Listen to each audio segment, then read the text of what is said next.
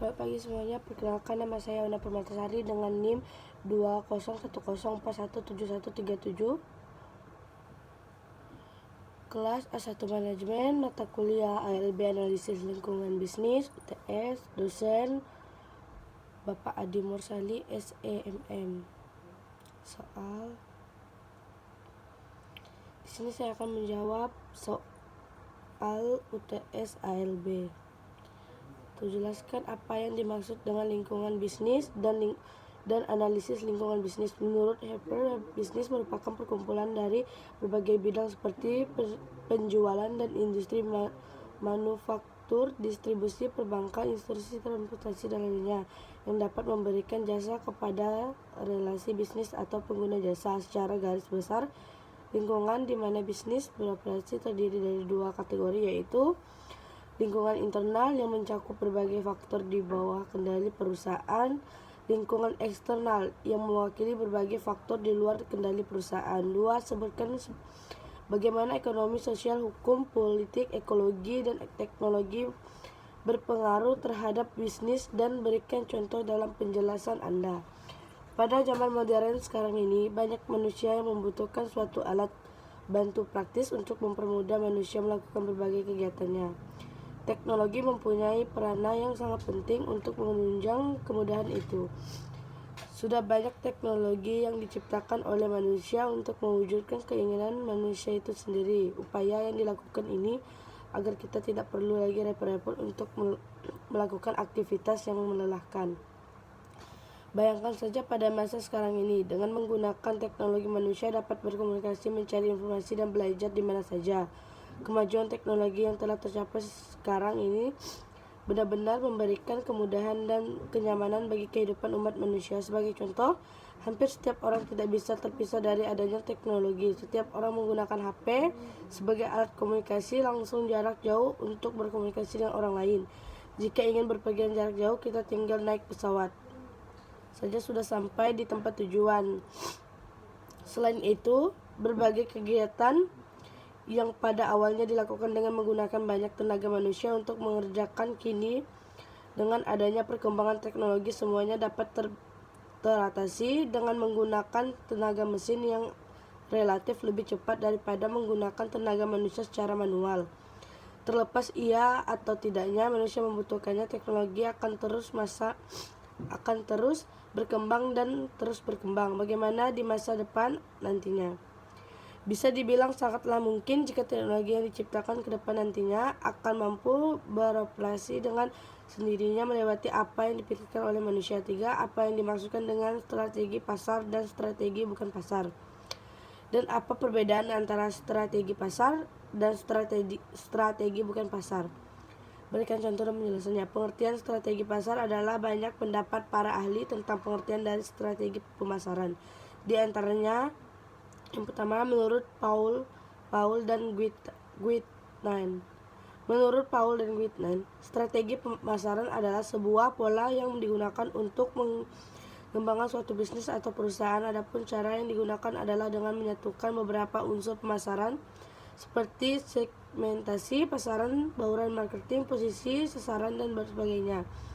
Kedua, menurut Tijiptono, strategi pemasaran adalah suatu alat yang direncanakan secara fundamental. Proses perencanaan ini dilakukan sebagai upaya perusahaan untuk melakukan pengembangan keuangan dalam bersaing melalui suatu program khusus dalam rangka melayani pasaran untuk berkesinambungan. Yang ketiga, menurut Philip Kotler, pengertian strategi pemasaran menurut Philip Kotler yaitu suatu cara di mana fungsi dan pemasaran menyelenggarakan kegiatan agar bisa mencapai pertumbuhan yang menguntungkan dalam kegiatan penjualan pada level marketing.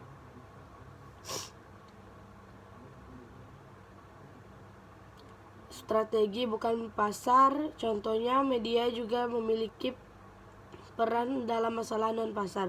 Berikut adalah peran media berita dalam masalah non-pasar. Memberitahu publik, aktivis, kelompok kepentingan, dan pejabat pemerintah tentang masalah non-pasar.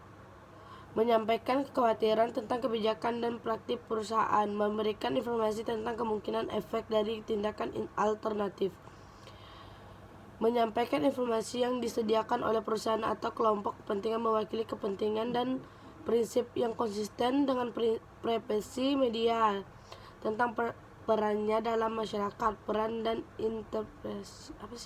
interpretasi mereka karena pentingnya media berita. Perusahaan dan manajernya harus mengantisipasi masalah mana yang akan menarik liputan media dan bagaimana media akan memperlakukan mereka. Yang kelima, silakan baca bab 1 dan 2 buku analisis lingkungan bisnis dan buat ringkasan video record ringkasan dengan menggunakan bahasa Anda sendiri. Bab 1, definisi lingkungan bisnis. Lingkungan terdiri dari semua pengaruh eksternal dan internal, interaksi kompleks pasar, produksi, dan keuangan. 3 komponen dasar dunia bisnis kita. Bapak Z.A. Reza dan Tuan C.J.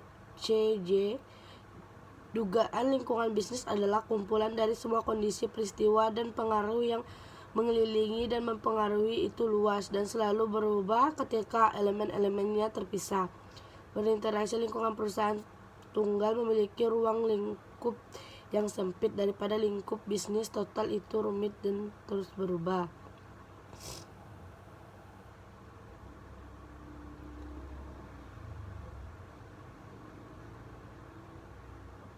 Bisnis dan lingkungannya. Sebuah bisnis bergantung pada faktor internal dan eksternal tertentu. Faktor ini diperlakukan sebagai mestinya.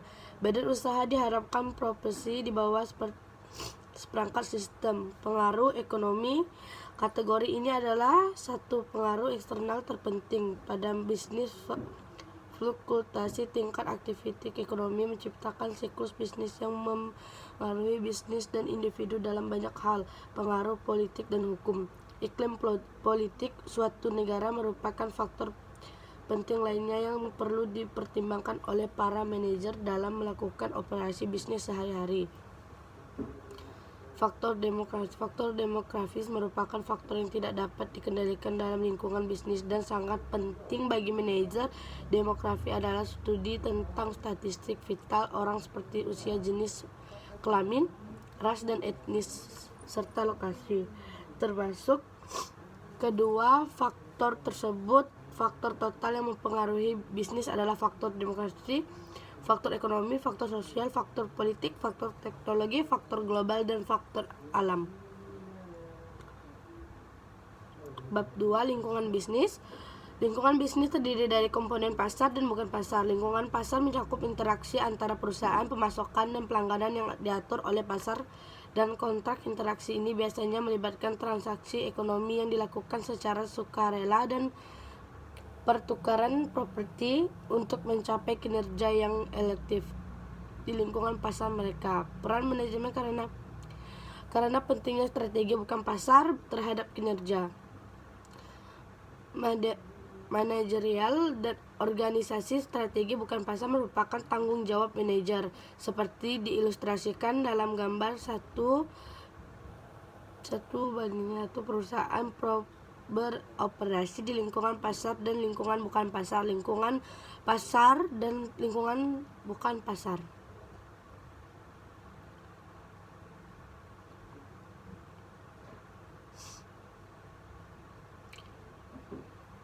Yang kelima, pengaruh media berita dan apakah perlu bekerja sama dengan media berita? Jawabannya, sosial media berkembang cepat dengan diiringi komunikasi bisnis sehingga dalam waktu singkat hal ini menjadi aspek penting untuk pemasaran digital serta memberikan keuntungan dan kemudahan yang digunakan untuk membantu perbisnisan online. Contoh media berita yang saya ketahui: Detik, Liputan 6, Kompas, Kapan Lagi Network, Tempo, Metro TV News. Yang keenam, konsep di dalam analisis lingkungan bisnis.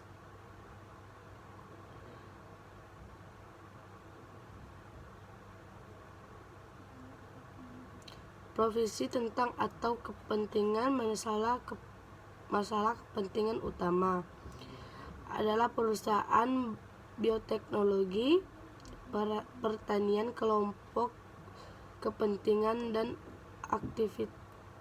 aktivis yang peduli tentang masalah bioteknologi dan masyarakat.